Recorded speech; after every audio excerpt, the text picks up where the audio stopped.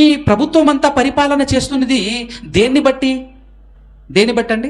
భారతదేశానికి భారతదేశ రాజ్యాంగం ఒకటి ఉందా లేదా? భారతదేశంలో బ్రతుకుతున్న మనమందరము భారతదేశానికి ఒక బైబిల్ ఉంటుంది. భారతదేశానికి బైబిల్ అనగానే మళ్ళీ వేరే విధంగా ఒకటి చట్టం. ఆ రాజ్యాంగాన్ని నువ్వు ఉల్లంఘించనంత వరకు నువ్వు రాజువే. ఆ రాజ్యాంగం ప్రకారంగా బ్రతుకుతున్నన్ని రోజులు నువ్వు రాజువే. కానీ ఆ రాజ్యాంగములో ఉన్నటువంటి ఆజ్ఞలను మీరి ఏ దొంగతనమో, ఏ నరహత్యో, ఎలాంటి తప్పులు ఆ రాజ్యాంగానికి వ్యతిరేకముగా గనక నువ్వు తప్పు చేస్తే, రాజా చట్టాన్ని ఉల్లంఘించినవు రాజా అని సేవకులు వస్తారు. సేవకులు వచ్చి రాజైన నిన్ను కుల్లబడుస్తారు, పిచ్చ కొట్టుడు కొడతారు. చూడు, పోలీస్ స్టేషన్ లో వేసేసి తోముతారు. మన భాషలో చెప్పాలంటే ఏం చేస్తారు?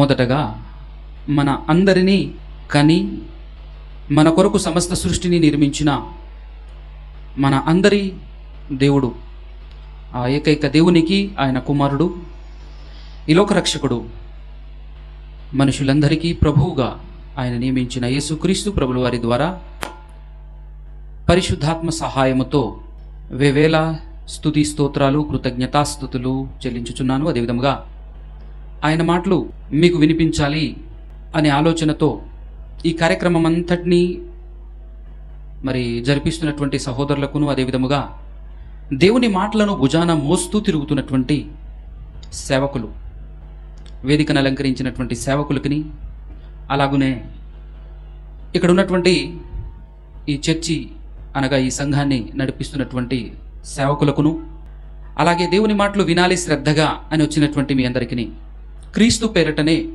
నా యొక్క శుభములు, వందనాలు తెలియజేస్తూ ఉన్నాను. జాగ్రత్తగా మనం కొన్ని మాటలు ఆలోచించేటటువంటి ప్రయత్నం చేద్దాం. ఈరోజు ముందుగానే మీకు ప్రకటింపబడినటువంటి అంశం, నేను మీతో మాట్లాడాలి అని అనుకున్నటువంటి అంశం ముందుగానే ప్రకటించడం జరిగింది. మీ అందరికీ ఆల్రెడీ పోస్టర్లో కనబడతా ఉంది కదా, దేవుని రాజ్యంలో ప్రవేశం ఎవరికి ఉంది అని కనబడుతుంది కదా. ఆ సబ్జెక్ట్లో, ఆ టైటిల్లో దేవుని రాజ్యం అనే మాట కనపడుతుంది కదా. ఈ దేవుని రాజ్యం గురించినటువంటి విషయాలు మీకు అర్థం కావటం కోసం మనకు తెలిసినటువంటి రాజ్యాలను గురించి ముందుంచేటటువంటి ప్రయత్నం చేస్తాను.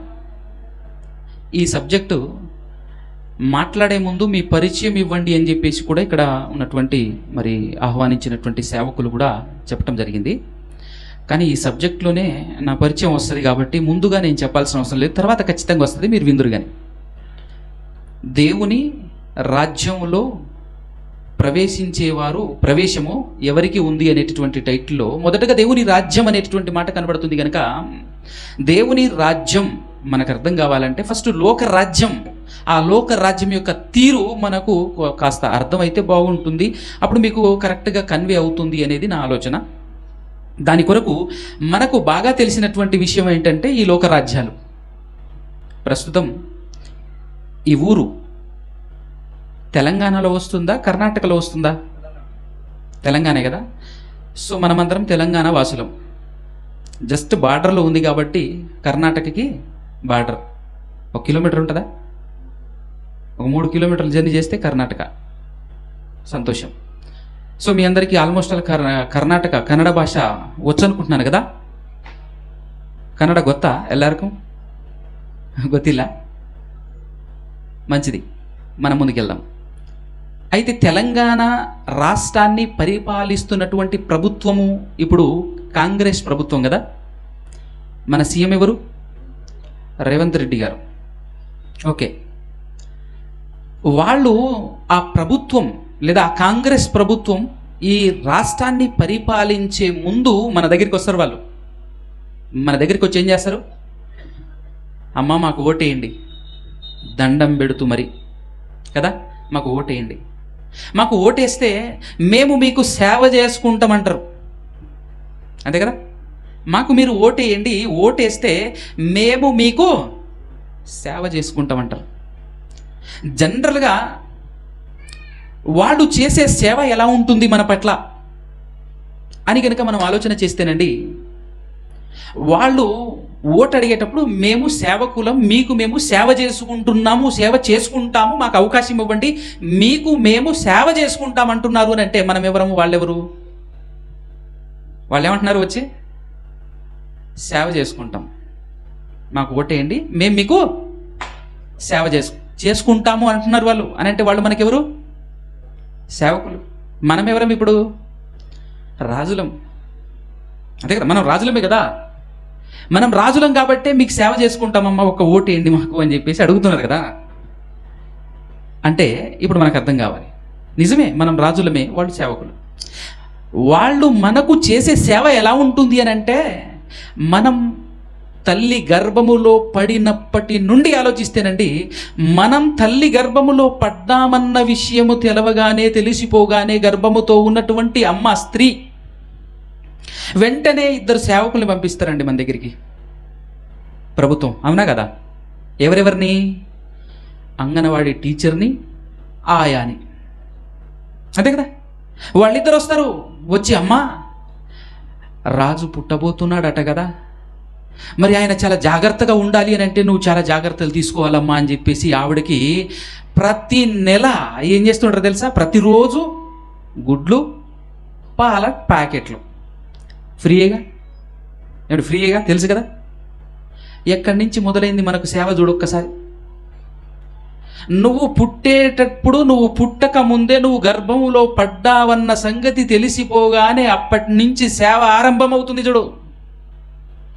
ఆ తర్వాత 9 నెలలు నిన్ను జాగ్రత్తగా ప్రతి నెల చెకప్, కడుపులో ఉన్న బిడ్డ సేఫ్గా ఉండాలి అని చెప్పేసి పాలు, తర్వాత గుడ్లు, పౌష్టికాహారం అందిస్తూ మనల్ని పుట్టేంత వరకు. పుట్టేటప్పుడు గవర్నమెంట్ హాస్పిటల్లో డాక్టర్లు సేవ చేస్తారు ఫ్రీగా. పుట్టిన తర్వాత ఏం జరుగుతుంది అని అంటే, ఎటువంటి జబ్బు నీకు రాకూడదు అని చెప్పేసి టీకాలు వేస్తుంటారు, నెల నెల వచ్చేసి, వారం వారం వచ్చేసి. అవునా? ఏ జబ్బు రాకూడదు. అసలే ఎవరు పుట్టింది? రాజు. పుట్టింది ఎవరండి? రాజు పుట్టాడు కాబట్టి ఆ రాజుకు ఏ జబ్బు రాకూడదు అని చెప్పేసి టీకాలు, పోలియో చుక్కలు అని చెప్పేసి, వేరే ఇతరత్ర టీకాలు అని చెప్పేసి పెడతా ఉంటారు కదా, ఇంజక్షన్లు వేస్తూ ఉంటారు. ఎంత జాగ్రత్తగా తీసుకుంటుంటారు కదా, జాగ్రత్త తీసుకుంటున్నారు కదా, సేవ చేస్తుంటారు. ఎందుకంటే పుట్టింది ఎవరు? మనమే. అంటే రాజులం, మనం పుట్టాము.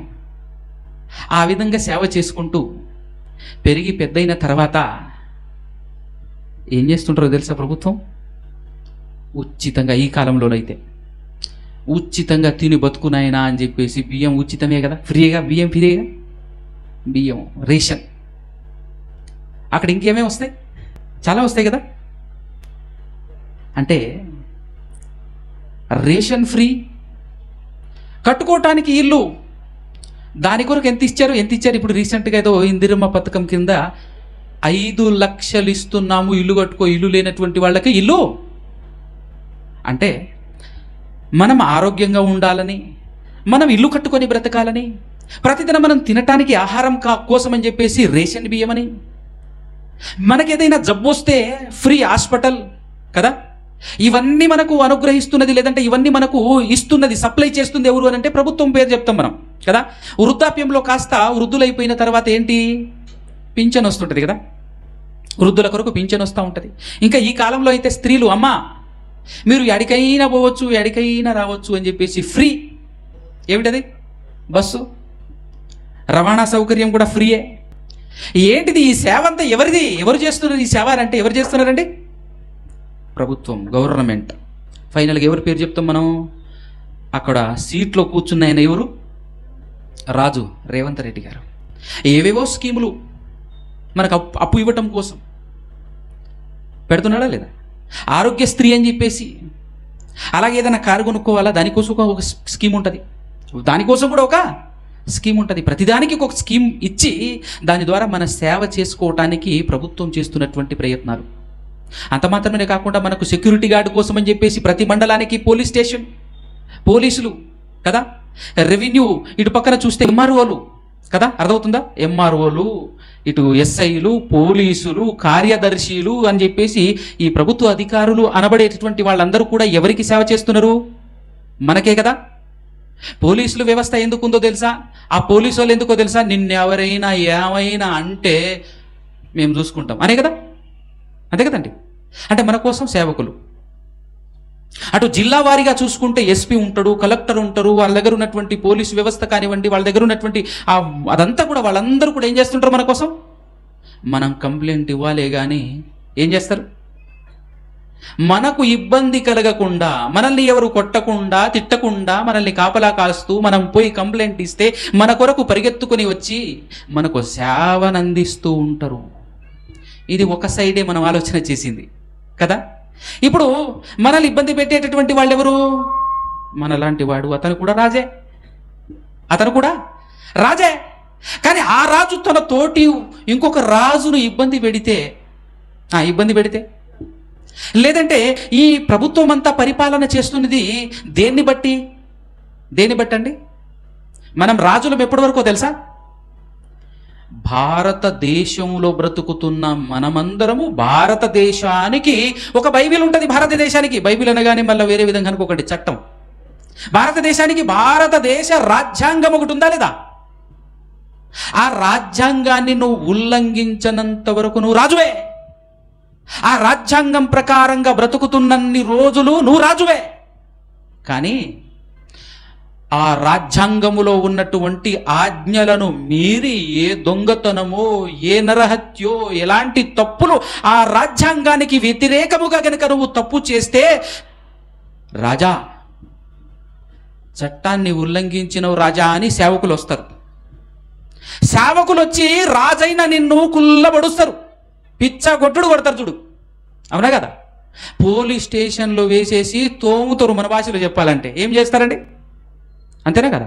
కుల్లబడుస్తుంటారు అంతే. నేను రాజు నేనంటే, అవునయ్యా మీరన్నంత వరకే నువ్వు రాజు, మీరిన తర్వాత నేను రాజుని అంటాడు ఆయన. ఎవరు? పోలీసు వారు. అంతేనే కదా జరుగుతున్నటువంటి తతంగా మనకు అర్థం కావాలన్నా వద్దా?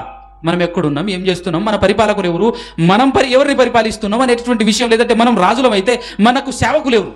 జరుగుతున్న వ్యవస్థ మనకు అర్థమైతేనే బైబిల్ అర్థమవుతుంది, దేవుడు అర్థమవుతాడు. దేవుడు మనకు అర్థం కావాలి, దేవుని రాజ్యం మనకు అర్థం కావాలంటే మనం ఉంటున్నటువంటి రాజ్యం ఏది? లోక రాజ్యం మనకు అర్థమైతే బాగుంటుంది, దేవుని రాజ్యం అర్థమవుతుంది. అందుకోసమే చెప్తున్నాను, జాగ్రత్త వినండి. ఇప్పుడు పరిపాలన చేస్తున్నటువంటి ఈ ప్రభుత్వం మన కొరకే పరిపాలన చేస్తుంది, మన కొరకే ఉన్నది, మీకు సేవ చేసుకుంటామని చెప్పేసి మన అవసరతలు తీర్చడం కోసం, మనకు కావాల్సింది మనకు అందించడం కోసం అనేక స్కీములు, పథకాలు పెట్టి ఆ పథకాల ద్వారా మనకు సేవ చేసుకుంటున్నారు కదా. అయితే ఈ సేవను అందిస్తున్నప్పుడు కావలసినటువంటి సోర్సు ఉంటుంది కదా. ఎక్కడి నుంచి వస్తుంది చెప్పండి? సోర్స్ ఎక్కడి నుంచి వస్తుందండి? మన దగ్గర నుంచే పెండుకుంటారు, మనమే ఇవ్వాలి. మళ్ళా వాళ్లకు సోర్స్ని ఇస్తుంది ఎవరు? వాళ్లకు ఇన్కమ్ ఇస్తుంది ఎవరు? ఇన్కమ్ ఎక్కడి నుంచి వస్తుందండి వాళ్లకు? ఈ మధ్య కాలంలో చాలాసార్లు చెప్పిండు రేవంత్ రెడ్డి గారు, ఖజానా ఖాళీ అంటున్నాడు. మీకు ఏదైనా చేద్దామనుకుంటే, మీ విషయంలో ఏదైనా నేను కొత్త పథకాలు కానీ కొత్తది ఏమైనా చేద్దామని అంటే మొత్తం ఏమీ లేదు, ఇక్కడ ఖజానా ఖాళీ అయిపోయింది, ఏం చేస్తా అని అంటున్నాడు ఆయన. అప్పుడైనా మనకు అర్థం కావద్దు ఏమని?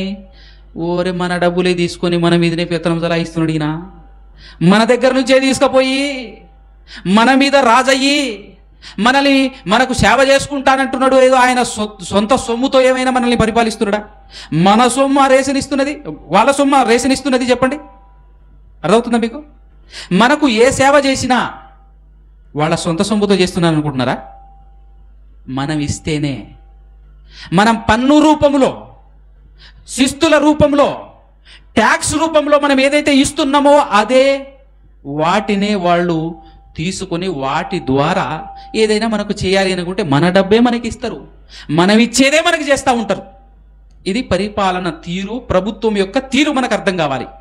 మరి అలాంటప్పుడు ఇది లోక రాజ్యం యొక్క తీరు అనే విషయం మనకు అర్థమైతే ఇప్పుడు దేవుని రాజ్యం తీరు అర్థం కావాలి కదా. దేవుని రాజ్యం, ఇప్పుడు వర్షం కురవలేదనుకో, నేనేం చేసేది అంటాడు ఎవరు? ఈ లోకరాజ్యంలో ఉన్నటువంటి రాజు. సునామీ వచ్చిందనుకో, నేనేం చేసేది అంటాడు. భూకంపం వచ్చిందనుకో, నేనేం చేసేది అంటాడు. వర్షం విపరీతంగా వచ్చి ఆ వరదలో కొట్టుకుపోతున్నారు అనుకో, నేనేం చేసేది అంటాడు. ఎవరు? ఈ లోకపు రాజు కదా. అలాంటి రాజులను మనం నమ్మి జెండా పట్టుకొని పరిగెత్తుతాం ఓట్ల పండగ వచ్చినప్పుడు, అవునా కదా? దానివల్ల వచ్చే లాభం వస్తుంది. కొన్ని చిల్లర కోసం, కొన్ని విషయాల కోసం అని చెప్పేసి జెండా పట్టుకొని రోజుల తరబడి వాళ్ళ కోసం అని చెప్పేసి పరిగెడుతూ ఉంటాం మనం. పైగా మనం ఏం చేస్తాం? కార్యదర్శులు, మనం కార్యకర్తలే. మనం ఎవరు? కార్యకర్త. మామూలు కార్యకర్తలమా? ఇంటింటికి పోయి, ఇదిగో మన అన్నగారు ఎమ్మెల్యే గారు, ఆయనకే ఓటి. మనం పోయి చెప్తుంటాం. ఏమనుకుంటాను? మన ఎమ్మెల్యే గారు, మన సర్పంచ్ గారు, మన అధికారి, ఆయనకే ఓటేయాలి, నేను చెప్తున్నా ఆయనకే ఓటేయాలి అని చెప్పేసి మనం ప్రచారం చేస్తుంటాం. ఎందుకు? మనం ఎవరము? కార్యకర్తలం. కానీ ఈరోజు మీకు అసలు సిసలైన నిజమైన రాజు గురించి చెప్తాను, నిజమైన రాజ్యం గురించి చెప్తాను. నేను చెప్పబోయేటటువంటి రాజు ఎలాంటి వాడంటే, నేను చెప్పబోయేటటువంటి ఆ రాజ్యం ఎలాంటిదనంటే, నీ దగ్గర నుంచి ఒక్క రూపాయి కూడా తీసుకోడు, కానీ నీకు కావలసినదంతా ఇస్తాడు. ఇక్కడ ఉన్నటువంటి ఈ రాజులకు సేవకులు ఉంటారు. ఆ సేవకులు ఈ రాజు రాగానే పరుగులు తీస్తుంటారు. సీఎం మన ఏరియాకు వస్తున్నాడని అంటే దానికంటే ముందు ఎవరు వస్తారండి? మా రాజుగారు ఈ రోడ్డులోనే వస్తున్నాడు, రోడ్డు బాగుందా లేదా చెకప్, సభ జరిగే ప్లేస్ మొత్తం తనిఖీ చేస్తారన్నమాట. ఇది బాగుందా, ఇక్కడ ఏమైనా ప్రమాదం ఉందా, రోడ్ అస్సలు బాగాలేదనుకో, ఆయన వస్తున్నాడని చెప్పేసి అప్పటికప్పుడు ఏం చేస్తారు? రోడ్లు వేస్తారు. ఇన్నాళ్ళు మేము నడుస్తుంటే వేయలేదు, మేము ఓటేస్తే మా దగ్గరకు వచ్చి ఓటేయండమ్మా మీకు సేవ చేసుకుంటా అన్నాడు. మా సేవకుడు వస్తుంటే రోడ్డు వేస్తున్నాడు. ఇన్ని రోజులు రాజునైనా నేను తిరుగుతుంటే ఈరోజు ఇట్టనే ఉంది ఈ రోడ్డు. ఏమైనా పట్టించుకుంటారు ఆ రోడ్డుని? కానీ ఇదేంది, మన సేవకుడట వస్తున్నాడట. ఆయన వస్తే రోడ్డు బాగు లేకపోతే వెంటనే రోడ్డు వేస్తుంటారు కదా. ఆయన వస్తే సేవకులు పరుగులు తీస్తుంటారు. కానీ మరి ఈ రాజు, ఆ రాజు వస్తే ఎవరు పరిగెత్తుతున్నారో చూస్తున్నాం మనందరికీ బాగా తెలిసినటువంటి విషయాలు ఇవి. కానీ ఇప్పుడు నేను చూపించబోయేటటువంటి రాజు ఎలాంటి వాడు, ఆ రాజు కంట్రోల్లో ఎవరెవరు ఉంటారు, ఆ రాజు ఏం చేయగలడు. ఈ రాజు డబ్బులు లేకపోతే చేతులు ఎత్తేస్తాడు. ఈ రాజు డబ్బులు లేకపోతే ఏం చేస్తాడు? చేతులు ఎత్తేస్తాడు. ఇంకా చెప్పాలి ఏంటంటే, మొత్తం అన్యాయమే, మొత్తం అక్రమమే. సీటెక్కిన ప్రతి సీఎం చెప్పినటువంటి మాట ఏంటంటే, అవినీతిని అంతం చేస్తా అంటాడు. అవినీతికి నీళ్లు పోసి పెంచేది ఆయనే. అసలు అన్యాయమే జరగకుండా నేను కాపాడుతా అంటాడు. మొత్తం అదే జరుగుతుంటుంది. వాళ్ళ వల్ల కూడా కాదు కదా. కానీ నేను చెప్పబోయే రాజు గురించి ఒక్కసారి ఇందాకలా మీరు చదివినటువంటి మాట మరొక్కసారి చదవండి. కీర్తనల గ్రంథము ఏమంటే అందరూ తీసి ప్రతి ఒక్కరూ చదివేటటువంటి ప్రయత్నం చేస్తే బాగుంటుందనేది నా ఆశ. బైబిల్స్ ఉన్నాయా? ఎంతమంది చేతిలో ఉన్నాయి బైబిల్స్? నేనేదో చెప్పుకుంటూ పోతే వినటానికి వచ్చాం మేము, కేవలం వినేసి వెళ్ళిపోతామని అంటే మోసపోతారు. వినటం మాత్రమే కాదండి, చదవాలి. నేను చెబుతున్నటువంటి మాటలు అలాగుందో లేదో, ఎందుకంటే ఈరోజు మనం ఈ లోకంలో కూడా భయంకరంగా మోసపోతుంది. ఎందుకో తెలుసా? ప్రతి ఒక్కడు మనల్ని ఎందుకు మోసం చేస్తున్నాడంటే, ఈ లోక రాజ్యాన్ని పరిపాలిస్తున్న రాజులు భారతదేశానికి ఉన్న చట్టం ప్రకారం పరిపాలన చేయాలి. ఆ చట్టానికి వ్యతిరేకంగా ఆయన ఉన్నా మనమున్నా ఎవరున్నా తప్పు. సో ఆ చట్టం మనకు తెలియకపోవటం వల్ల ఈరోజు ఏం చేస్తున్నారు? ప్రతి చిన్న ఆఫీస్కి మన పని చేయించుకోవటానికి మనం వెళ్తే ఏమంటాడు తెలుసా?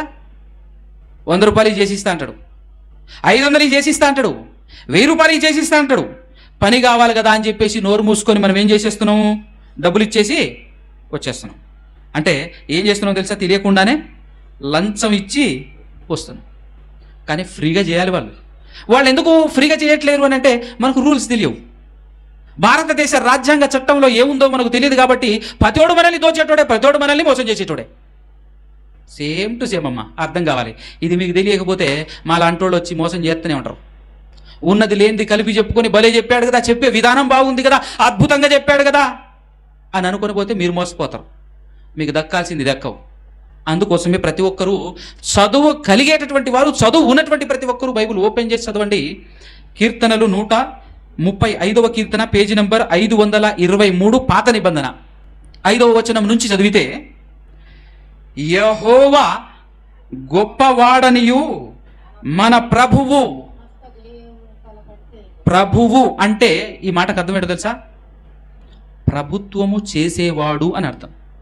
ప్రభువు అంటే రాజు, పరిపాలన చేసేవారిని ప్రభువు అని అంటారు. సో ఈ ప్రభు ఎవరట?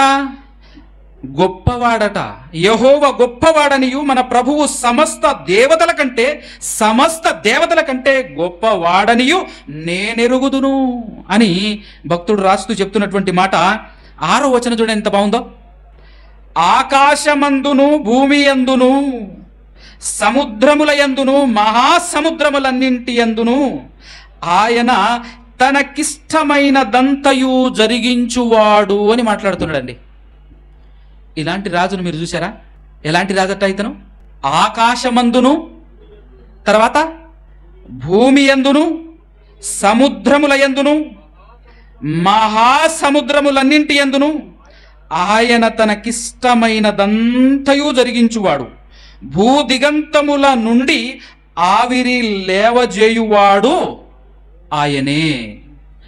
వాన కురియున్నట్లు మెరుపు పుట్టించువాడు కూడా ఆయనే. తన నిధులలో నుండి తన నిధుల ఖజానా అన్నానే ఇందాకలా. ఖజానా అంటే గవర్నమెంట్ కూడా, నిధి తెలుగులో నిధి. ఇంకా హార్డ్ వర్డ్ వాడాలి అంటే ఖజానా అంటాడు. అంటే ఇప్పుడు దేవుని ఖజానాలో నుండి గాలిని ఆయన బయలు వెళ్ళజేయును అంటున్నాడు. ఇప్పుడు ఇక్కడ ఉన్నటువంటి రాజులు ఏదైనా చేయాలంటే ఖజానాలో ఏముండాలి? డబ్బు ఉండాలి. ఆ డబ్బు ఎక్కడి నుంచి వస్తుంది? మన నుండే వెళ్తుంది. కానీ అదే ఈ రాజు ఏదైనా చేయాలి అని అంటే తన ఖజానాలో డబ్బులు ఉండాలనా? ధనం ఉండాలనా? ఈ లోకంలో మనుషులు ఏం మాట్లాడతారు తెలుసా? డబ్బుంటే కొండ మీద కోతి దిగొస్తుందట, డబ్బుంటే ఏమైనా చేయగలడట. మనమందరం నమ్మేది అదే కదండి. కదా. మ్యాక్సిమం భూమి మీద ఉన్నటువంటి మనుషులందరూ ఏమన్నా నమ్ముతారు అంటే, ఏమన్నా చేయొచ్చురా, డబ్బులు ఉండాలి, ఏమన్నా చేయొచ్చు. అలాంటి వాళ్ళని అడగాలి ఏమన్నా తెలుసా? ఒరే నీ దగ్గర చాలా కోట్లు ఉన్నాయి కదా, చాలా డబ్బులు సంపాదించినావు కదా, ఈరోజు వర్షం కురిపిరా అనాలి. ఏమనాలి పోయి? ఈరోజు వర్షం కురిపి, ఏమన్నా చేయొచ్చు అన్నావు కదా, నువ్వు డబ్బులు ఉంటే ఏమైనా చేయొచ్చు అన్నావు కదా, కాస్త వర్షం కురిపి, బాగా ఎండలు ఉన్నాయి అన్నాను. ఏమంటాడు? ఏమరా ఏం మాట్లాడుతున్నావు నువ్వు? డబ్బులుంటే ఏమన్నా చేయొచ్చు అన్నావుగా, అందుకోసమే అడుగుతున్నా. కానీ తొందరగానే అని ఏమంటాడు? వర్షం కురిపి, ఈరోజు వర్షం కురిపి ఏం కాదు. కానీ ఎంత ఖర్చు అవుతుంది? ఎంత ఖర్చు చేసినా వర్షం కురుస్తుందా? అర్థం కావాలి. డబ్బుంటే ఏమీ చేయలేవు, నువ్వు ఎంత డబ్బున్నా ఏమీ చేయలేవు అని చెప్పేసి అప్పుడప్పుడు దేవుడు నిరూపిస్తూ ఉంటాడు. రీసెంట్గా నిరూపణ కూడా జరిగింది. కరోనా అని కంటికి కనిపించని వైరస్ వచ్చింది. కనిపించింది అది ఎవరికైనా? ఎవ్వడికి కనిపించలే. కానీ గడగడలాడించింది మొత్తం ప్రపంచాన్నంతటిని. అంతేనా కదా? దేవుడు అన్నాడు, ఒరే మోతెవరి లెక్క ఏవేవో మాట్లాడుతీవి కదరా, డబ్బు ఉంటే అది చేయొచ్చు ఇది చేయొచ్చు అని చెప్పేసి. కనిపించినట్టు కూడా కాదు, నీ కంటికి కనిపించని ఒక చిన్న వైరస్ వస్తేనే వీళ్ళాడిపోయావే. డబ్బులున్నోళ్ళు, విదేశాలలో ఉన్నటువంటి వాళ్ళు ఎవరిని లెక్క చేయకుండా, ఎవరిని ఖాతరు చేయకుండా డబ్బులుంటే ఏమన్నా చేయొచ్చు అని చెప్పేసి కోట్లు సంపాదించుకున్నారండి. కోట్లు సంపాదించుకొని బ్యాగుల నిండా డబ్బులు పట్టుకొని హాస్పిటల్కి వెళ్ళారు, నన్ను బతికించవా, కరోనా వచ్చింది అని. ఈ బ్యాగులో ఉన్నటువంటి డబ్బంతా ఇచ్చేస్తా, నన్ను బతికించవా అని అంటే నాకే దిక్కులేదడా, నీకంటే ఎక్కువనే నా దగ్గర డబ్బులు, నాకే దిక్కులేదు, నిన్నేడ బతికించేదన్నాడు డాక్టర్ కూడా. ఊరే మామ నువ్వు దూరంగా ఉండరు నాయన, బతికించుడు తర్వాత సంగతి, కానీ కాస్త నువ్వు దూరంగా ఉండు అనేది డాక్టర్లు. అంతేనా కదా? అంటే డబ్బులు మనల్ని బతికించలేదా? బతికించదు. అందుకోసమే ఆ కోట్ల డబ్బు అలా కుమ్మరించి రోడ్ల మీద పారేసి వెళ్ళిపోయారు, విసిరేసి వెళ్ళిపోయారు. ఎందుకో తెలుసా? నన్ను బతికించలేని డబ్బు ఇది ఎందుకండి అని చెప్పేసి న్యూస్లో మనం చూడలే. మరి డబ్బు ఉంటే ఏమైనా? శవం దగ్గరికి వెళ్ళి కట్టలు పెడితే బతుకుతాడా? శవం దగ్గరికి వెళ్ళి కట్టలు డబ్బు పక్కన పెట్టు, బతుకుతాడా? అర్థం కావాలి మనకు.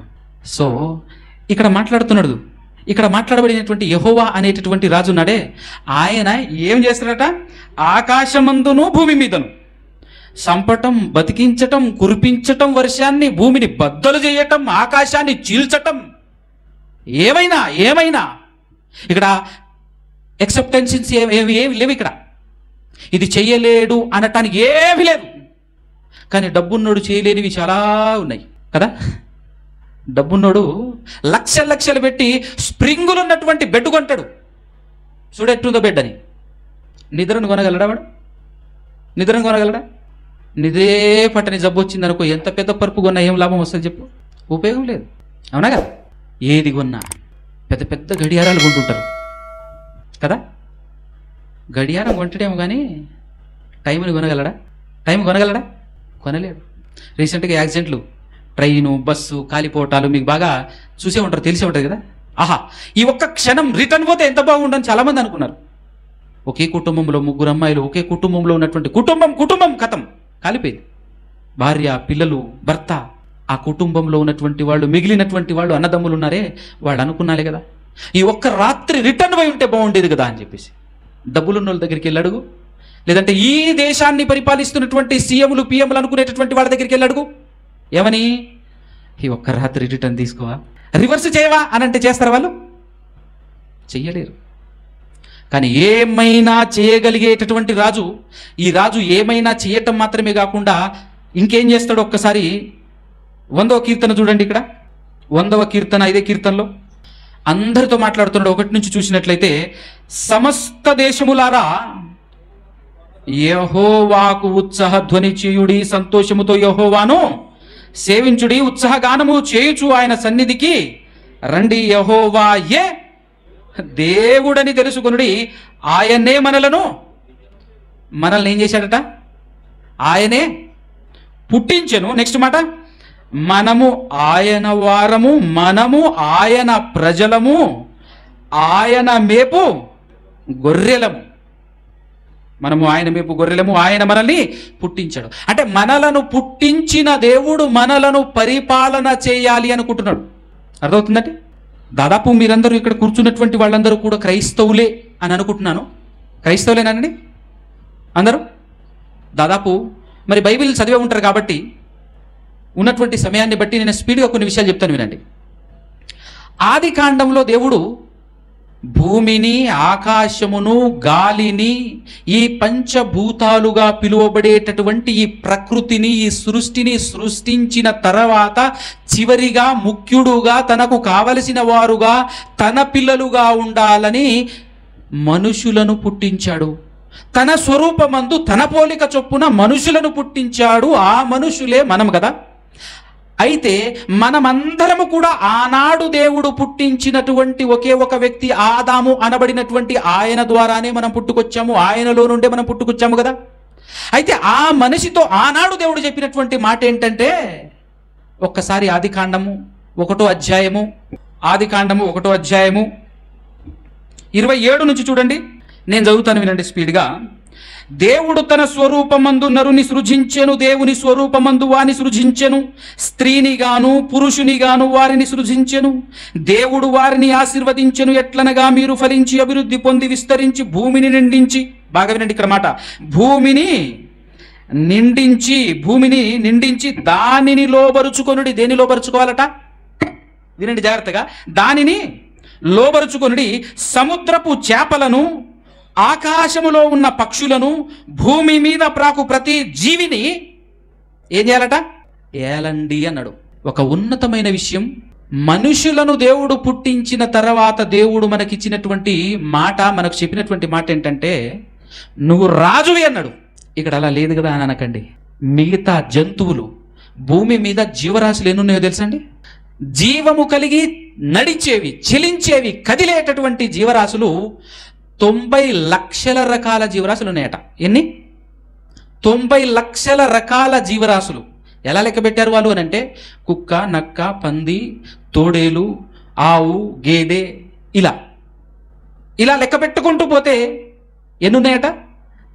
1 కాదు, 2 కాదు, 90 లక్షలు.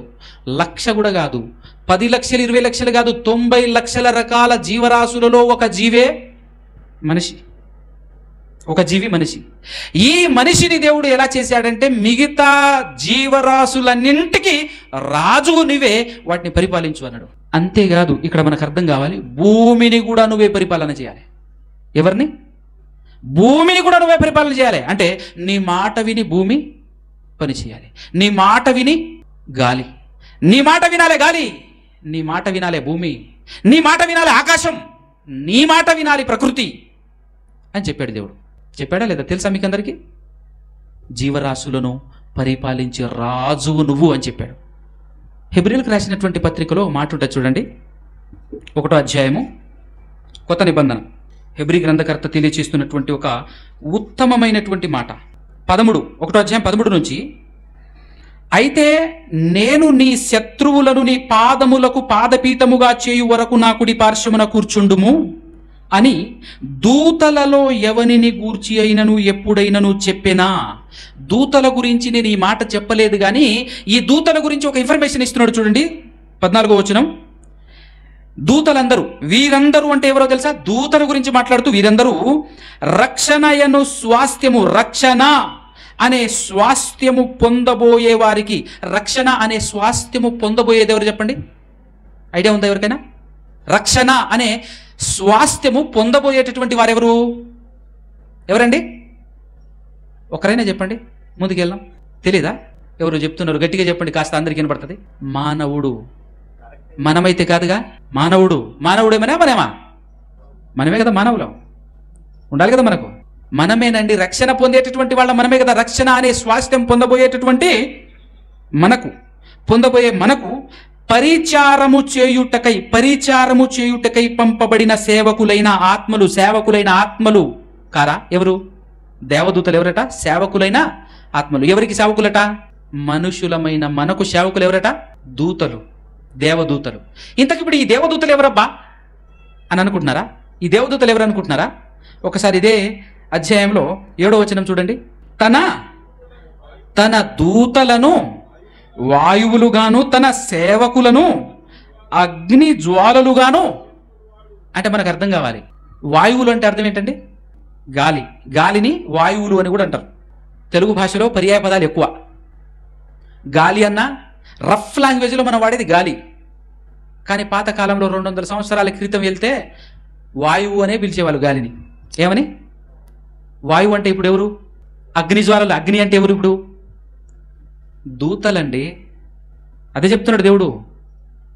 అంటే అగ్ని ఒక దూత, గాలి ఒక దూత, భూమి ఒక దూత, ఆకాశం ఒక. అందుకోసమే దేవుడు అంటాడు, ఆకాశమా ఆలకించు, భూమి చెవియొగ్గో అనగానే గడ్డ గడ్డ గడ్డ వణుకుతూ ఆయన మాట, దేవుని మాటలు వినేటటువంటి విధానంలోకి వస్తాయి. ఈరోజు ఇక్కడ ఉన్నటువంటి సీఎం పిఎంలు పిలిస్తే ఎవరు వస్తారు? పరిగెత్తుకుంటూ ఎవరు వెళ్తారు? పోలీసులు. వీళ్ళన్న రావటం లేట్ అవుతుందేమో, కానీ అక్కడ ఆయన పిలిస్తే ఆయన సేవకులు ఎవరు? ఇప్పుడు మనకు సేవ చేయటానికి దేవుడు నియమించిన సేవకులు ఎవరు ఇప్పుడు చెప్పండి? భూమి, గాలి, ఆకాశము, నీళ్లు, ఇవన్నీ మనకు పరిచారము చేయాల్సినటువంటి సేవకులు. సో వీటిని ఏలండి అని చెప్పాడా లేదా? 1వ అధ్యాయంలో ఏలమని చెప్పాడా లేదా? మరి మనం ఎవరిని వెళ్తున్నాం? ఈ భూమిని, ఆకాశమును, జంతువులను, పక్షులను, వాటన్నింటిని ఏలు నాయనా అని చెప్పేసి దేవుడు మనకంత అద్భుతమైన అవకాశం ఇస్తే, వాటన్నింటిని వదిలిపెట్టేసి నీతో పాటు నిలబడి ఉన్నటువంటి తోటి మనిషిని పరిపాలించే ప్రయత్నం చేశాడు. తోటి మనిషిని పరిపాలించేటటువంటి ప్రయత్నం చేశాడు. అందుకోసమే ఈరోజు మనుషుల మధ్య వ్యత్యాసాలు, తారతమ్యాలు, ఒక మనిషి అంటే మరొక మనిషికి గిట్టకపోవటం, పడకపోవటం, ఈరోజు అనేకమైనటువంటి అంతరాయాలు, అనేకమైనటువంటి ఇబ్బందులు, బాధలు. అవునా కదా? కరువు, పేదరికం, ఒకడు ఉన్నతుడు, ఒకడు పేదవాడు. ఎందుకు ఏర్పడింది ఇదంతా? పేదరికం నిర్మూలన చేస్తా అంటాడు ఒక సీఎం వచ్చేసి, లేదంటే ఒక నాయకుడు వచ్చేసి. ఆయన వల్ల అయ్యే పనేనా? మనిషి చేయగల పనేనా ఇది? మనిషి వల్ల అయ్యే పనేనా ఇది? అంటే ఇప్పుడు ఎవరిని నమ్ముకోవాలి, ఎవరిని ఎన్నుకోవాలి? మనం ఎన్నుకోవాల్సింది ఎవరిని? మనిషినా? ఏమంటే ఎవరిని ఎన్నుకోవాలి? ఎవరి చెంతకు వెళ్ళాలి? ఎవరి పాదాలు పట్టుకోవాలి? అర్థమవుతుందా? ఆ దేవుడు మనల్ని పుట్టించిన దేవుడు చెప్పాడు, మనల్ని రారాజుగా చేశాడు. రాజుగా ఏలు నాయన అన్నాడు. ఎవరితో? ఎవరిని ఏలమన్నాడు? కానీ ఈరోజు పక్షులు మన మాట వింటాయా? జంతువులు మన మాట వింటాయా? భూమి మన మాట వింటదా? సముద్రం మన మాట వింటదా? వింటదా? ఎందుకు వినట్లేదు చెప్పండి మీరు? భూమి మన మాట వినటం ఏంటండి, గాలి మన మాట వినటం ఏంటండి అనుకుంటున్నారా? ఎందుకు వినట్లేవయ్యి? మీకు కొన్ని మాటలు చూపిస్తాను. ఒకసారి పాత నిబంధన గ్రంథంలో ద్వితీయోపదేశకాండం అని ఒక గ్రంథం ఉంటుంది, ఒకసారి ఓపెన్ చేయండి. 15వ అధ్యాయము, ద్వితీయోపదేశకాండము 15వ అధ్యాయం 5వ వచనం. దాదాపు బైబిల్ ఉన్నటువంటి వాళ్ళందరూ తెరుస్తున్నారు అని అనుకుంటున్నాను, ఎందుకంటే తెరిచి చదివితే మీకు ఏమైనా అవగాహన ఉంటుంది. ఈరోజు విన్నదానికి ఒక ఫలితం ఉంటుంది. ఓకేనా? కావున దేవుడు మాట్లాడుతూ, నేడు నేను నీకు ఆజ్ఞాపించుచున్న ఈ అన్నింటినీ అనుసరించి నడుచుకొనుటకు నీ దేవుడైన యెహోవా మాటను జాగ్రత్తగా వినిన ఎడల. ఎందుకు జాగ్రత్తగా వినాలట చెప్తున్నాడు. కావున నేడు నేను నీకు ఆజ్ఞాపించుచున్న ఈ ఆజ్ఞలన్నింటినీ అనుసరించి నడుచుకోవటం కోసము ఏం చేయాలట? జాగ్రత్తగా వినాలట. అలా విని నడుచుకుంటే మీలో బీదలు ఉండనే ఉండరు. ఉందా లేదా? మీలో బీదలు ఉండనే ఉండరు అన్నారండి. నిజమేనా ఈ మాట? అర్థమవుతుందా మీకు? మాట్లాడుతుంది ఎవరు? ఇలాంటి వాగ్దానం ఈ లోకంలో ఉన్నటువంటి మనిషి చేశాడనుకో, ఈ లోకంలో ఉన్నటువంటి రాజు చేశాడనుకో, చేసి వెళ్ళిన తర్వాత సీటు మీద కూర్చున్న తర్వాత ఏమంటాడు తెలుసా? చేద్దామని అనుకున్నా కానీ ఖజానా ఖాళీ అయిందిగా, ఏమీ లేదుగా, ఉంటే చేద్దాం అనుకున్నా అంటాడు ఖచ్చితంగా. అవునా కదా? కానీ దేవుడు ఆ మాట అనగలడా? దేవుడు లేని వాటిని పుట్టించగల సమర్థుడు. ఆయనకి ఎవరో ఇవ్వాల్సిన అవసరం లేదు. ఆయన దేన్నైనా తయారు చేయగలడు, నిర్మించగలడు. అంతేనా కదా? స్పీడ్గా 104వ కీర్తనలో నుంచి 3వ వచనం నుంచి చదవండి ఒకసారి. డైరెక్ట్గా 14వ వచనం చదవండి. 14వ వచనం. పశువులకు గడ్డిని, నరుల ఉపయోగమునకు కూర మొక్కలను ఆయన మొలిపించుచున్నాడు. మొక్కలను మొలిపించేది ఎవరు? మనుషులు మొలిపించగలరా? ఎవరు మొలిపించగలరండి? దేవుడు మొలిపించగలడు. తర్వాత మాట, అందుమూలమున భూమిలో నుండి ఆహారమును, నరుల హృదయమును సంతోషపెట్టు ద్రాక్షరసమును, వారి మొగములకు మెరుగునిచ్చు తైలమును, నరుల హృదయమును బలపరుచు ఆహారమును ఆయన పుట్టించుచున్నాడు. అంటే ఇవన్నీ పుట్టించగల సమర్థుడు ఎవరు? దేవుడు. అంత మాత్రమే కాకుండా ఇర్మియా గ్రంథం ఒకసారి తీయండి. 5వ అధ్యాయంలో 20 నుంచి చూద్దామా? 20 నుంచి. యాకోబు వంశస్థులకు ఈ మాట తెలియజేయుడి, యూదా వంశస్థులకు ఈ సమాచారం చాటించుడి. కన్నులుండియు చూడకయు, చెవులుండియు వినకయునున్న వివేకము లేని మూడులారా ఈ మాట వినుడి. సముద్రము దాటలేకుండునట్లును, దాని తరంగములెంత పొర్లినను అవి ప్రబలలేకయు, ఎంత ఘోషించినను దాని దాటలేకయు ఉండునట్లును, నిత్య నిర్ణయము చేత దానికి ఇసుకను సరిహద్దుగా నియమించిన. ఇదంతా చేసింది ఎవరట? దేవుడు. నియమించిన నాకు మీరు భయపడరా? నా సన్నిధిని వనకరా? ఇదే యెహోవా వాక్కు. ఈ జనులు తిరుగుబాటును ద్రోహమును చేయు మనస్సు గలవారు, వారు తిరుగుబాటు చేయుచు తొలగిపోవచ్చున్నారు. వారు రండి, మన దేవుడైన యెహోవా యందు భయభక్తులు కలిగి ఉందము. ఆయనే ఏం చేసేవాడట? ఆయనే తొలకరి వర్షమును కడవరి వర్షమును దాని కాలమున కురిపించువాడు గదా.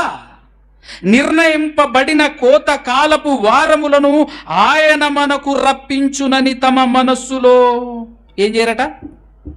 ఇక్కడ జరుగుతున్నటువంటి లోపం, ఎందుకు భూమి మన మాట వినట్లేదు? ఎందుకు సకాలంలో వర్షాలు కురవట్లేదు? ఎందుకు పేదరికం నిలిచిపోయి ఉంది? ఎందుకు ఈరోజు ఇన్ని కష్టాలు, ఇన్ని బాధలు, ఇన్ని అవస్థలు వినబడుతున్నాము? దానికి గల కారణం ఏంటో చెప్తున్నాడు చూడు. కంటిన్యూషన్. ఇదంతా జరిగించేది, భూమిని పరిపాలించేది, సమస్త సృష్టిని నడిపించేటటువంటి వాడు దేవుడు అని నమ్మి ఆయన దగ్గరికి రాకపోవటమే దీనికి గల కారణం. ఈ సమస్త సృష్టిని పరిపాలన చేస్తుంది, నడిపిస్తున్నది దేవుడు అని అనుకొని దేవుని దగ్గరికి రాకుండా, దేవుణ్ణి పట్టించుకోకుండా తిరుగుతున్నాం. మనం మనుషుల్ని నమ్ముతాం, ఏమి చేయలేరు వీళ్ళు. మనం డబ్బును నమ్ముతాం, అది కూడా ఏమి చేయలేదు. కానీ డబ్బును, మనిషిని నమ్మి బ్రతికి మనంతట మనమే చెడిపోతున్నాం, పాడైపోతున్నాం, అవస్థలు పడుతున్నాం. కానీ నమ్మాల్సినటువంటి దేవుణ్ణి, సమస్తం జరిగించేటటువంటి దేవుణ్ణి మాత్రం ఖాతరు చేయట్లేదు చూడు. అవునా కదా? సమస్తము, భూమి మీద ఉన్నటువంటి సమస్తము ఆయన చిత్తానుసారంగా నడుస్తున్నాయి, ఆయన కనుసన్నల్లో నడుస్తున్నాయి అనేటటువంటి విషయం మనకు అర్థం కావాలి. తొలకరి వర్షాన్ని, కడవరి వర్షాన్ని కురిపించేటటువంటి దేవుడు అంటే దేవుడు కురిపిస్తున్నాడు. కాబట్టి ఆయన కురిపిస్తున్నాడు అని ఆయన దగ్గరికి రాకుండా ఏం చేస్తున్నాడట? మీ దోషములు వాటి క్రమమును తప్పించెను, మీకు మేలు కలుగకుండుటకు కారణం ఏంటట? ఏమంటే కారణం ఏంటంటే చెప్పండి? పాపాలు. ఈరోజు మనం ఇలా ఉండటానికి కారణం ఎవరు చెప్పండి? ఇప్పుడు భూమి మన మాట వినకపోవటానికి కారణం ఏంటి చెప్పండి? ఇప్పుడు గాలి మన మాట వినకపోవటానికి కారణం ఏంటి చెప్పండి? ఇప్పుడు అర్థమవుతుందా? నిజానికండి ఈ సృష్టి ఏం చేస్తుందో తెలుసా? ఈ సృష్టి ఏం చేస్తుంది అంటే, రోమిలకు రాసినటువంటి పత్రికలో ఒక మాట ఉంటుంది చూడండి. కొత్త నిబంధన రోమపత్రిక 8వ అధ్యాయం 19వ వచనం. అందరూ చూడండి. దేవుని కుమారుల ప్రత్యక్షత కొరకు సృష్టి మిగుల ఆశతో తేరి చూచుచూ కనిపెట్టుచున్నది. ఏం చేస్తుందట సృష్టి మొత్తం? ఎవరి కొరకు ఎదురు చూస్తుందట? దేవుని కుమారులు ఎవరండి? దేవుని కుమారులు ఎవరు?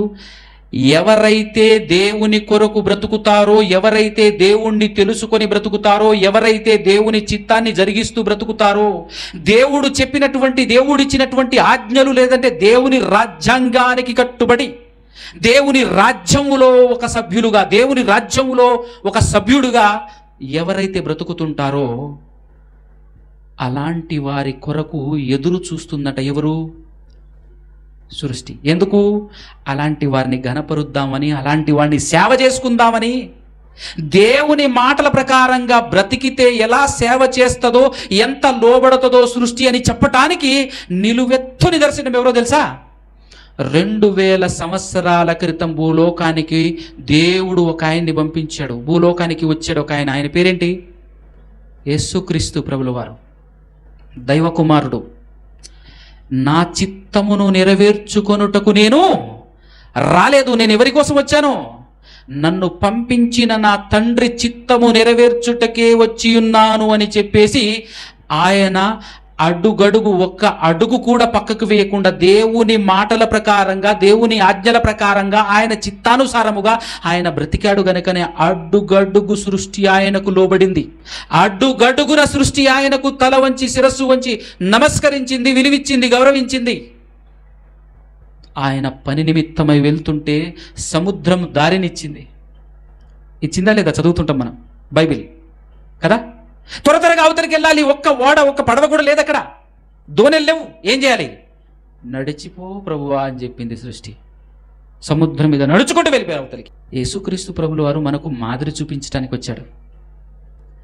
ఒరే, ఆయన చిత్తాన్ని జరిగించుకుంటూ బ్రతికితే ఆయన మనకిచ్చే ఘనత ఇది. ఆయన చిత్తానుసారంగా, ఆయన ఆజ్ఞల ప్రకారంగా గనుక బ్రతికితే, ఆయన రాజ్యాన్ని గనుక నువ్వు అంగీకరించి ఆయన రాజ్యంలో చేరి, ఆయన రాజ్యంలో ఒక సభ్యుడుగా నువ్వు బ్రతికితే ఎట్టుంటదో చూపిస్తున్నానని చూపించాడు యేసుక్రీస్తులో. చూపించాడా లేదా? ఆయన బ్రతుకుతూ ఉన్నటువంటి కాలంలో సముద్రం, గాలి ఆయన మాట విన్నదా లేదా? ఈరోజు మనమందరం ఏం చేస్తున్నాం? ఆయనను అనుసరించటం పక్కన పెట్టేసి ఆయన వేరు, మనం వేరు. ఆయన ఎందుకు వచ్చాడు మరి? ఆయన ఎందుకు వచ్చాడు? మీరు నాలా బ్రతకాలి చెప్పాడా లేదా? యేసు ప్రభు ఏం చెప్పాడు? నేను ఎలాగైతే ఈ లోకాన్ని జయించి బ్రతికానో అలా ఎవడైతే జీవిస్తాడో అన్నాడా లేదా? చూడండి ఒక మాట.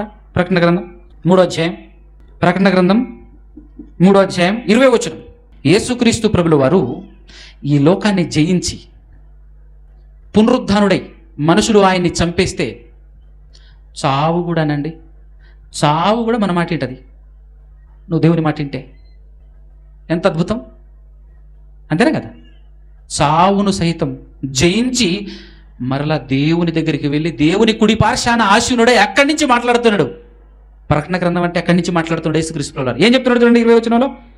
ఇదిగో నేను తలుపు నొద్ద నిలుచుండి తట్టుచున్నాను. ఎవడైనాను నా స్వరము విని తలుపు తీసిన ఎడల నేను అతని యొద్దకు వచ్చేతనితో నేనును నాతో కూడా అతనును భోజనము చేయుదురు. తర్వాత నేను అంటున్నది ఎవరో తెలుసా? యేసు ప్రభు. నేను జయించి నా తండ్రితో కూడా, ఎవరితో కూడా? నా తండ్రితో కూడా ఆయన సింహాసనమునందు కూర్చుండి ఉన్న ప్రకారం జయించువానిని నాతో కూడా నా సింహాసనమునందు కూర్చుండనిచ్చెదను. ఏమన్నా అవకాశం అది? అసలు మామూలు ఆఫరా? అది మామూలు అవకాశమా? నేను ఎలాగైతే జయించానో అలాగే నాతో పాటు జయించినటువంటి వారినందరినీ ఎక్కడుంచుతా? నాతో పాటు నేను కూర్చున్న సింహాసనమందు కూర్చుండబెడతానన్నాడు. ఇది యేసుక్రీస్తు ప్రభుల వారు మనకిస్తున్నటువంటి హామీ. యేసుక్రీస్తు ప్రభుల వారి ద్వారా, యేసుక్రీస్తు ప్రభుల వారిని చూపించి దేవుడు మనకిస్తున్నటువంటి భరోసా. ఈరోజు మనం ఏం చేస్తున్నాం తెలుసా? ఆయన జయించినట్టు నేను జయించలేనండి, ఆయన హెలికాప్టరు, నేను సైకిల్ అంటున్నాం. మనం ఈరోజు ఏమంటున్నాం? మనం ఆయన విమానం, మరి మనము ఆయన విమానం అయితే మనము విమానమే. అయితేనే జయించగలం, అయితేనే నువ్వు జయించగలవనే కదా నీతో ఈ మాట చెప్తున్నాడు.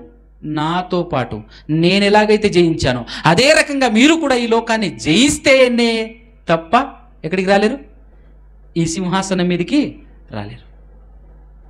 కాబట్టి దేవుని కుమారులు అంటే ఎవరో తెలుసా? ఆయన రాజ్యంలో సభ్యులు. ఆయన రాజ్యం అంటే దేవుని రాజ్యం. దేవుని రాజ్యంలో సభ్యులకు ఏం దొరుకుతుంది అని అంటే, దేవుడు రోమాపత్రికలో ఒక మాట చదువుతాడు ఒకసారి, 8వ అధ్యాయము. యాక్చువల్గా సమయము చాలా తక్కువ, స్పీడ్గా నేను అనుకున్నటువంటి విషయాలన్నీ కూడా మీ ముందు పెట్టలేకపోతున్నాను. తర్వాత పార్ట్లో నేను కొన్ని విషయాలు మీ ముందు ఉంచేటటువంటి ప్రయత్నం చేస్తాను. ప్రస్తుతానికైతే ఒక మాట చదివించి నేను ముగించేస్తాను. ఎందుకంటే నెక్స్ట్ తర్వాత అన్నగారు మరి కొన్ని విషయాలు తన ద్వారా కూడా వినేటటువంటి ప్రయత్నం చేద్దాం. 8వ అధ్యాయము 32. తన సొంత కుమారుని అనుగ్రహించుటకు వెనుక తీయక మన అందరి కొరకు ఆయనను అప్పగించినవాడు ఎవరు? అప్పగించినవాడు ఎవరైనా? దేవుడు మన కోసం తను ప్రేమించే తన ప్రియ కుమారుణ్ణి అప్పగించినప్పుడు ఆయనతో పాటు సమస్తమును మనకు ఎందుకు అనుగ్రహింపడు అని చెప్తున్నాడు. సమస్తమును మనకు ఎందుకు అనుగ్రహింపడు? మనమేమో ఈ లోక రాజ్యాలను నమ్ముకుంటున్నాం. ఈ లోకంలో ఉండేటటువంటి ఒక ఎమ్మెల్యే వచ్చాడంటే ఇంకేమి లేదు, మొత్తం ఇడిచిపెట్టి ఆయన ఎమిడిపోతాం. ఆయన ఏమి చేయలేడు, ఏ రాజు ఏం చేయలేడు, ఏ సీఎం ఏం చేయలేడు, ఏ పిఎం ఏం చేయలేడు. నువ్వు నమ్మాల్సింది ఎవరిని? నువ్వు పట్టుకోవాల్సిన జెండా ఎవరిది? నువ్వు ఎవరి రాజ్యంలో చేరాలి? ఎవరి రాజ్యం కొరకు పరిగెత్తాలి? అందుకోసమే ఓ మనుషులారా, ప్రపంచవ్యాప్తంగా ఉన్న మనుషులారా, మీకు నిజంగా తెలివి ఉంటే మీరు ఆయన రాజ్యమును వెతకాలి. అదే చెప్పాడు యేసు ప్రభు. మొదట మీరు ఆయన రాజ్యమును, ఆయన నీతిని వెదకండి. మీరు ఆయన రాజ్యమును, ఆయన నీతిని ఏం చేయాలట? ఎంతమంది ఉన్నారండి ఆయన రాజ్యాన్ని, నీతిని వెతికే పనులు? ఎంతమంది ఉన్నారు? వెతికితే అప్పుడు అవన్నీ మీకు అనుగ్రహింపబడును. అవన్నీ మీకు అనుగ్రహింపబడును అంటే అవన్నీ అంటే పైనుంచి చెప్పుకుంటూ వచ్చాడు మత్తయి సువార్త 6వ అధ్యాయంలో. ఏమి తిందుమోనని ఆలోచించకండి, ఏమి కట్టుకోవాలో అని ఆలోచించకండి. ఇవన్నీ ఈ రాజ్యంలో చేరనివాడు ఆలోచిస్తాడు. దేవుని రాజ్యంలో లేనివాడు మనిషి దగ్గరికి వెళ్ళి బిచ్చం ఎత్తుకుంటాడు. మనిషి దగ్గరికి వెళ్ళేసి ఏం చేస్తాడు? అయ్యా అయ్యా అయ్యా అని చెప్పేసి కాలు పట్టుకుంటాడు. అలాంటి కర్మ మీకెందుకు పట్టింది? మీకెందుకు ఇలాంటి పని? రండి, దేవుని రాజ్యంలోనికి సభ్యులుగా చేరండి, మీకు కావలసినవన్నీ దొరుకుతాయి. దేవుని రాజ్యంలో చేరండి. చేరారా లేదా? చేరుకున్నారా లేదా? చేరుకుంటే ఖచ్చితంగా ఆయన మాట ఇచ్చినవాడు తప్పనివాడు. ఈ రోజు ఉన్నటువంటి మనుషులు మాట ఇస్తే తప్పిపోతారేమో కానీ ఆయన మాట తప్పనివాడు. ఆయనకున్న పేరులో అనేక పేర్లలో ఇది కూడా ఒక పేరు.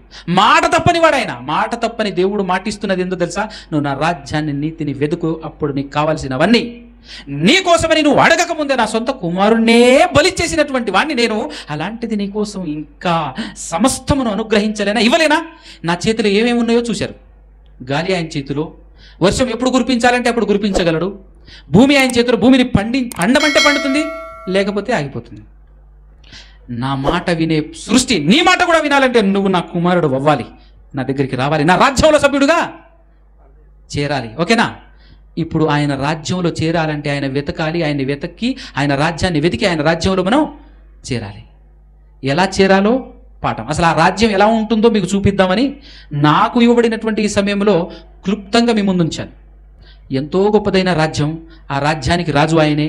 ఆ రాజు ఆ రాజ్యంలో చేరితే ఎలాంటి బెనిఫిట్స్ ఉంటాయో కొన్ని మీ ముందుంచాను. ఎలా చేరాలి, అలాంటి రాజ్యంలో నేను ఉండాలి అనే ఆశ మీకుంటే, అలాంటి రాజ్యంలో నేను ఉండాలి, అవన్నీ పొందుకోవాలి అనే ఆలోచన మీకుంటే అందులో ప్రవేశం ఎలాగో నెక్స్ట్ పార్ట్లో వివరించేటటువంటి ప్రయత్నం చేస్తాను. చిన్న ప్రార్థనతో ముగించుకుందాం. పరమ తండ్రి, పరిశుద్ధుడా, పరమందు ఆసీనుడా, తండ్రి ఇదుగునైనా మీరెంత గొప్ప రాజో, మీ రాజ్యంలో మేము చేరితే ఎలాంటి బెనిఫిట్స్ ఉన్నాయో కొన్ని మాత్రమే చెప్పగలిగాను తండ్రి. సంపూర్ణంగా కూడా నేను చెప్పలేకపోయాను. మరి సమయానుకూలతను బట్టి ఏదేమైనప్పటికీ తండ్రి, మీ పిల్లలు అర్థం చేసుకునే జ్ఞానం మీ పిల్లలకు అనుగ్రహించండి, ఆత్మసహాయం దయచేయండి. అలాగుననే తండ్రి మరి తదుపరి క్లాస్లో కూడా ఎలా ఇందులో ప్రవేశించాలి, ఆ రాజ్యంలో ప్రవేశించాలి అని ఆశ కలిగినటువంటి వారికి తండ్రి వారిని తృప్తిపరచమని కోరుచు బ్రతిమాలు కొంచెం మీ పాదాల సన్నిధి నుంచి యేసు ప్రభు పరిశుద్ధ పవిత్ర నామం ద్వారా ఈ ప్రార్థన అడిగి పొందుకుంటున్నాము తండ్రి. ఆమేన్. అందరికీ వందనాలు.